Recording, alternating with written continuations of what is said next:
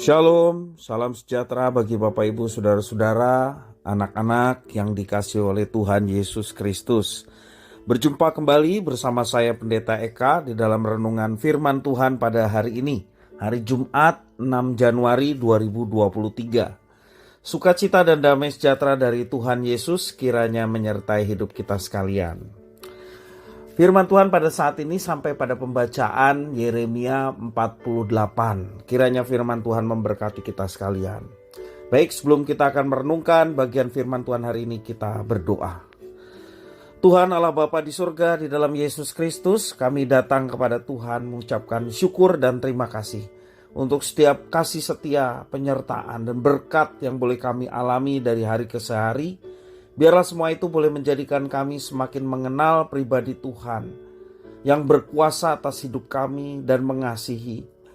Kami mohon Kau yang mampukan kami untuk kami terus dapat mengerti kehendak Tuhan melalui kebenaran firman Tuhan yang kami baca dan renungkan. Juga Engkau menolong kami untuk kami dapat menggenapi firman Tuhan yang kami baca dan renungkan dalam setiap kehidupan kami. Terima kasih Bapa, inilah diri kami sedia untuk belajar firman Tuhan. Demi nama Tuhan Yesus kami berdoa. Haleluya, amin. Yeremia pasal 48 ayat 1-20. Demikian firman Tuhan. Mengenai Moab, beginilah firman Tuhan semesta alam, Allah Israel. Celakalah Nebo, sebab kota itu sudah dibinasakan. Kiryataim telah menjadi malu dan direbut.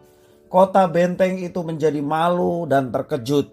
Lenyaplah sudah kemegahan Moab. Di Hesbon orang merencanakan malapetaka terhadapnya. Marilah kita melenyapkannya sebagai bangsa. Juga engkau, hei Madmen, akan dibungkamkan. Engkau akan dikejar-kejar pedang. Dengar teriakan dari Horonaim. Kebinasaan, kehancuran besar. Moab telah hancur lebur. Kedengaran orang berteriak sampai ke Zoar. Sungguh orang mendaki pendakian Luhit sambil menangis. Sungguh di jalan turun di Horonaim orang mendengar teriak karena ditimpa bencana. Larilah, selamatkanlah nyawamu. Jadilah seperti keledai liar di padang gurun. Sungguh oleh karena engkau percaya kepada bentengmu dan perbendaharaanmu, maka engkau pun akan direbut. Kamos akan pergi ke dalam pembuangan bersama-sama dengan para imam dan pemukanya. Pembinasa akan datang ke setiap kota. Tidak ada kota yang terluput. Lembah akan binasa, tanah datar habis musnah seperti yang difirmankan Tuhan. Berikanlah sayap kepada Moab supaya ia lari terbang. Kota-kotanya akan menjadi sunyi sepi, tidak ada lagi penduduk di dalamnya. Terkutuklah orang yang melaksanakan pekerjaan Tuhan dengan lalai. Dan terkutuklah orang yang menghambat pedangnya dari penumpahan darah. Moab hidup aman dari sejak masa mudanya. Dia hidup tenang seperti anggur di atas endapannya. Tidak dituangkan dari tempayan yang satu ke tempayan yang lain. Tidak pernah masuk ke dalam pembuangan.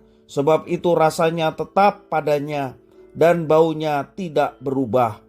Sebab itu sesungguhnya waktunya akan datang, demikianlah firman Tuhan, bahwa aku akan mengirim kepadanya tukang-tukang yang akan menuangkannya, mencurahkannya tempayan-tempayannya dan memecahkan buyung-buyungnya.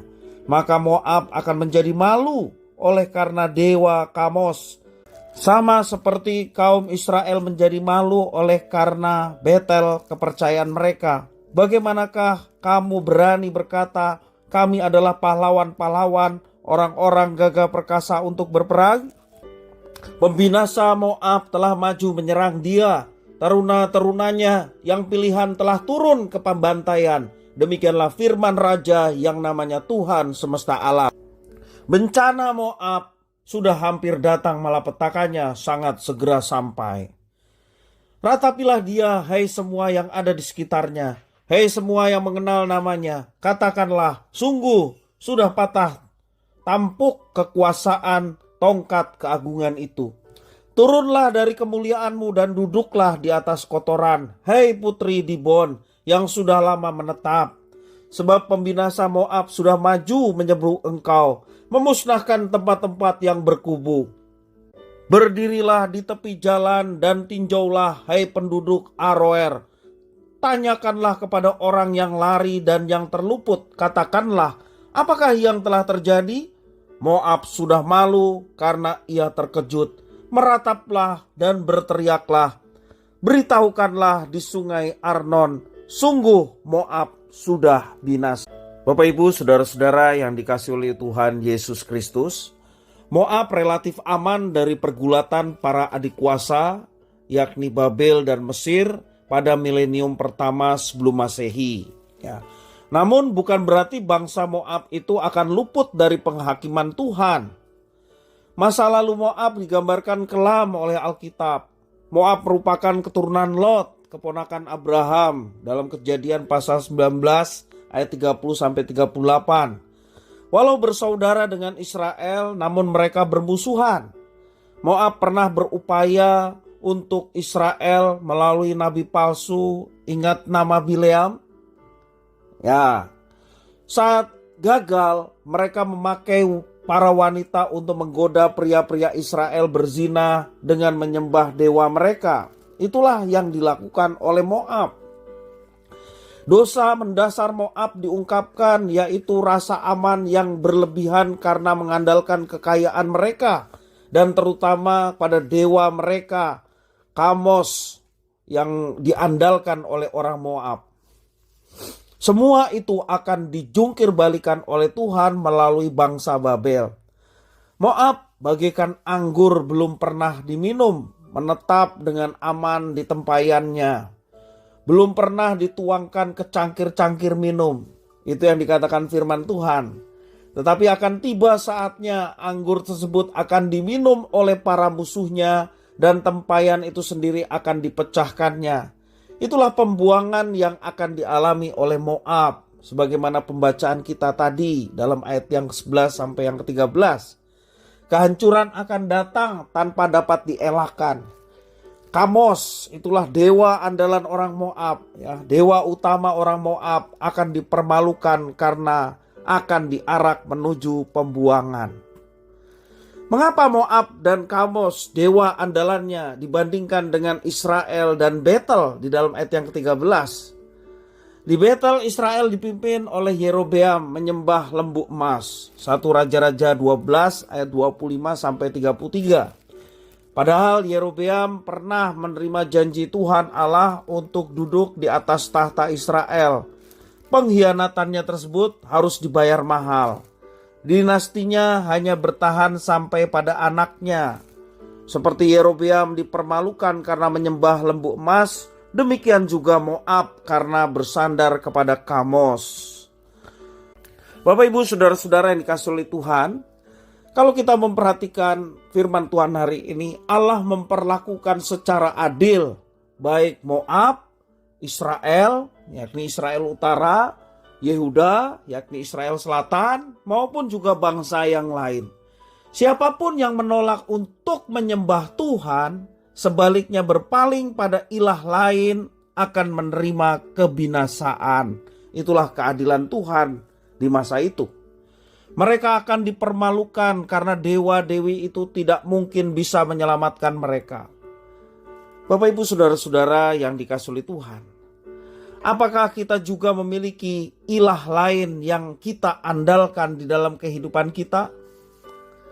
Jangan kita menjadi merasa aman ketika kita ada atau memiliki andalan yang bukan Tuhan. Percayalah, ketika kita mengandalkan yang bukan Tuhan, padahal kita mengklaim diri sebagai umat Tuhan, sesungguhnya itu kekejian di hadapan Tuhan. Di dalam konteks perjanjian lama, milenium pertama sebelum Masehi, Allah menyatakan keadilannya kepada bangsa-bangsa yang tidak mau menyembah Tuhan. Lebih-lebih umat Tuhan juga yang secara khusus setelah dipilih oleh Tuhan, mereka justru mengikuti kebiasaan bangsa-bangsa di sekitar dan Allah menyatakan keadilannya dengan menghukum mereka. Bapak Ibu Saudara-saudara, biarlah setiap peristiwa yang boleh dialami dan itu tertulis dalam kitab suci menjadi pembelajaran bagi kita. Mari kita mengandalkan Tuhan. Jangan kita mengandalkan yang lain. Walaupun sepertinya situasi kita pada saat ini aman-aman saja dan tidak ada hukuman. Walau kita sudah mengandalkan yang bukan Tuhan. Mari kita bertobat. Jangan merasa aman. Bertobatlah dan kembalilah kepada Tuhan. Kalau kita masih diizinkan menjalani kehidupan lancar-lancar saja, padahal yang kita andalkan bukanlah Tuhan, artinya Tuhan masih memberikan kesempatan kepada kita untuk bertobat dan berbalik kepadanya. Jangan sia-siakan kesempatan itu dengan terus merasa nyaman dengan apa yang kita kerjakan. Padahal yang kita kerjakan bukan mengandalkan Tuhan, bahkan justru melawan Tuhan. Bapak Ibu Saudara-saudara yang dikasihi oleh Tuhan, kalau Tuhan kita menegur, artinya Dia mengasihi kita. Karena engkau kukasihi, maka engkau ketegur dan kuhajar. Firman Tuhan mengajarkan demikian. Jadi bersyukurlah kalau kita mendapatkan teguran. Karena teguran adalah bentuk kasih sayang yang Tuhan berikan kepada kita. Bertobatlah dan kembalilah kepada Tuhan, maka kita akan mendapatkan penyertaan dan pimpinan Tuhan yang nyata. Walaupun kadangkala kita harus mendapatkan tantangan di dalam kehidupan, tetapi percayakanlah kepada Tuhan, maka kita diberikan kemampuan untuk melampauinya dan membawa kemenangan, keberhasilan ketika Tuhan menyertai dan memberkati hidup kita. Kiranya firman Tuhan memberkati kita sekalian. Mari kita berdoa. Tuhan Allah Bapa di surga, terima kasih firman Tuhan. Biarlah hidup kami hanya berpaut kepada Tuhan, tidak kepada yang lain. Walaupun yang lain sepertinya secara kasat mata menggiurkan dan menggoda hati kami. Tapi biarlah andalan kami hanyalah Tuhan. Iman kami hanya berpaut kepada Tuhan dan tidak kepada yang lain. Karena kami rindu ya Tuhan, hidup kami boleh terus mengalami Tuhan. Dan penyertaan Tuhan mendatangkan berkat, mendatangkan keberhasilan, dan mendatangkan hidup yang berkenan kepada Tuhan. Karena kami mau terus belajar mentaati apa yang Tuhan mau. Terima kasih Tuhan atas firman-Mu, mampukan kami untuk melaksanakannya. Demi nama Tuhan Yesus Kristus kami berdoa. Haleluya. Amin.